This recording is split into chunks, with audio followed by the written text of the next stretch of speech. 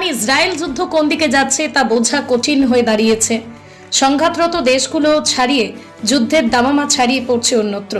কেউ কাউকে একটুখানি ছাড় দিতেও রাজি নয়। যুদ্ধ বন্ধের আলোচনার কথা থাকলেও তা মোড় ঘুরে অন্য সড়কে ঢুকে পড়েছে।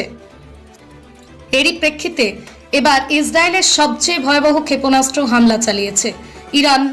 তুরস্ক ভিত্তিক গণমাধ্যম আনাদোলো এজেন্সি ইসরায়েলি গণমাধ্যমের বরাত দিয়ে এক প্রতিবেদনে বিষয়টি নিশ্চিত করেছে। প্রতিবেদনে বলা হয়, বুধবার ইরান প্রায় 10টি ব্যালিস্টিক ক্ষেপণাস্ত্র নিক্ষেপ করে, যার লক্ষ্য ছিল ইসরায়েলের কেন্দ্রীয় অঞ্চল। ক্ষেপণাস্ত্র শনাক্ত হওয়ার পর তেল আবিব, শেফেলা আশপাশের এলাকায় সতর্কতামূলক সাইরেন বেজে ওঠে।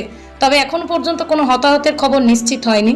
এদিকে ইসরায়েল সামরিক বাহিনী জানিয়েছে, তাদের বিমান বাহিনী তেহরানে অবস্থিত কয়েক ডজন ইরানি অবকাঠামো লক্ষ্য করে ব্যাপক হামলা শুরু করেছে। BM news 24।